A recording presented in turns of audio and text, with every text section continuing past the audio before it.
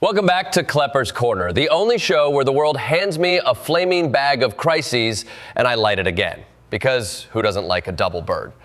Today we've got everything. Earthquakes, coups, genocides, trade wars, AI lawsuits, and of course, Americans losing faith in the dream. You know, just another Tuesday. Let's dive in before someone asks me to mediate peace between Elon Musk and his ego. Segment 1, epicenter of crisis. Humanitarian disasters in Afghanistan and Sudan. So first up, Afghanistan and Sudan, two places where natural disasters didn't just hit, they RSVP'd to a war-torn country and said, "We brought chaos, where's the buffet?" Afghanistan got rocked by a 6.0 earthquake near Jalalabad. Over 1,400 dead, 3,000 injured, and thousands of homes reduced to Dust Bowl starter kits. And because Afghanistan's government is the Taliban, international aid has to play this awkward game of, we'll help you, but only through a middleman because you don't tip your waitstaff or let women drive ambulances. Imagine being an aid worker there. You've got no roads because landslides turned them into gravel slides, no hospitals because international funding collapsed, and the only medical tool left is duct tape and a stern look.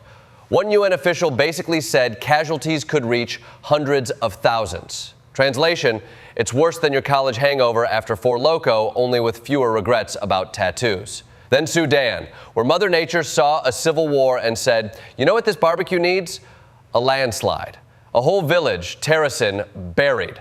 Rebels report 1,000 dead. UN says maybe 300 to 1,000. But honestly, in Sudan, math is less exact and more choose your own apocalypse. Remember, these weren't just locals. These were people who had already fled famine and bullets. They ran for safety and got mudslides. Talk about the universe kicking you when you're already covered in dust. And here's the kicker. Both disasters prove disasters aren't just geological, they're political. Stable countries get earthquakes. Unstable ones get humanitarian obliteration. It's the difference between temporary Red Cross tent and permanent crater. Segment 2, the rule of law on trial, Brazil and Turkey. Next up, democracy on trial. In Brazil, Jair Bolsonaro is in court for allegedly plotting a coup after losing in 2022. Charges include attempting to abolish democracy, forming a criminal organization, and being Brazil's answer to the question, what if Colonel Sanders was fascist? He faces over 40 years if convicted. 40 years! That's enough time for him to write a prison cookbook called Orange is the New Barbecue. The evidence, a coup draft decree that basically said cancel elections, kill Lula, and suspend democracy. Subtle. It's like leaving a Google Doc titled How to Rob a Bank open on your desktop. Bolsonaro skipped court claiming ill health, which is dictator speak for Netflix just dropped a new season. And then Trump jumped in, because of course he did. He slapped 50% tariffs on Brazilian imports and sanctioned the judge overseeing the trial. Yes, Donald Trump sanctioned a judge. Next, he'll try to impeach Judge Junie. Brazilians predictably told him to shove it, uniting across the spectrum because nothing brings people together like foreign orange interference. Meanwhile, Turkey's Erdogan is playing his favorite game, whack a democracy. A court just ousted Istanbul's opposition party head for cash irregularities. Translation, he was too popular. Opposition mayors are being arrested like it's a Pokemon game. Gotta catch them all. The result?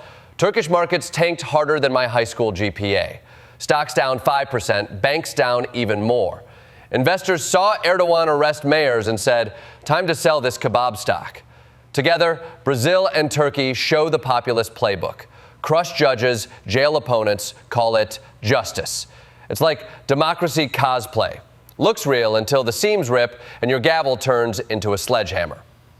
Segment 3, geopolitical tectonics, China, Russia, and Gaza. Over to geopolitics, where the world's tectonic plates aren't shifting, they're grinding, loudly.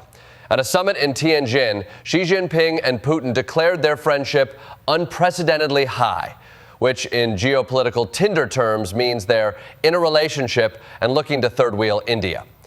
India played it cute.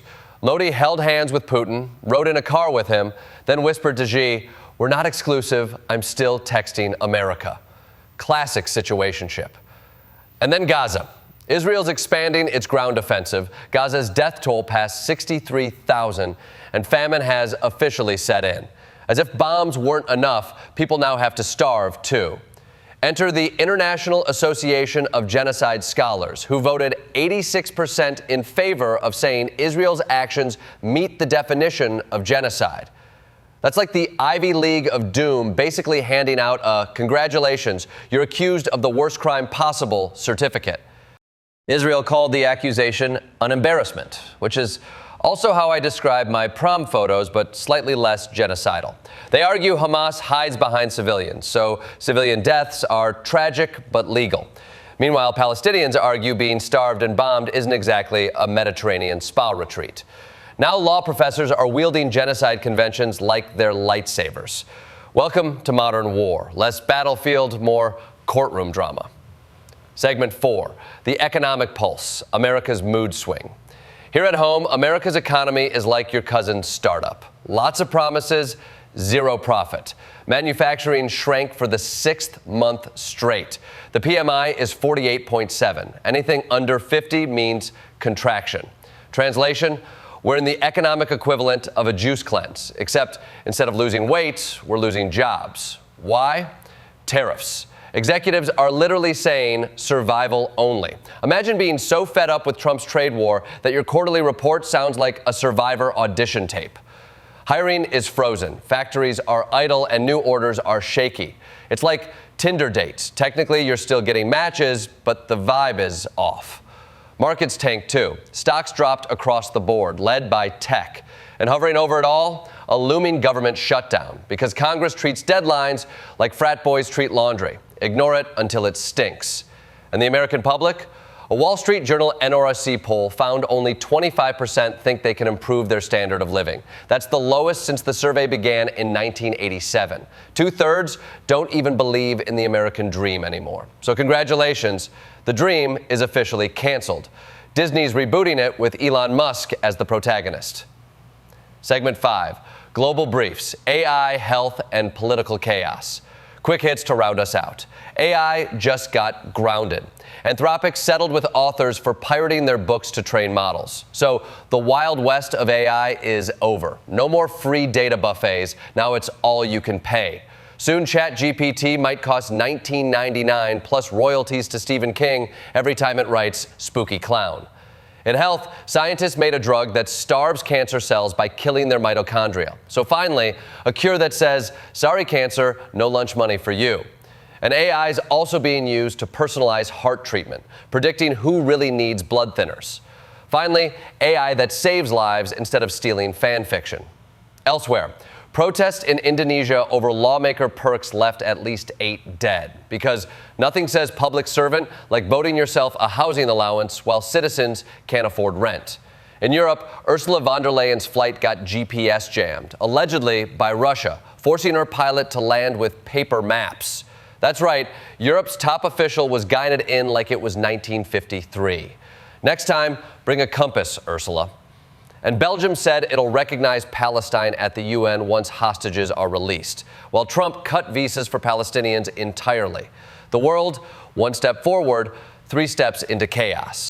In conclusion, so that's today, folks. Natural disasters exposing political disasters. Coups on trial, courts on speed dial, and economies on Xanax. China and Russia are besties. Gaza's conflict is now a courtroom epic, and Americans don't believe in the dream anymore. If you're keeping score, humanity is losing. But hey, at least cancer cells are finally starving, even if the rest of us are stress-eating Hot Pockets. Stick around, because tomorrow's news will definitely top this, probably with an alien invasion that still can't fix the economy.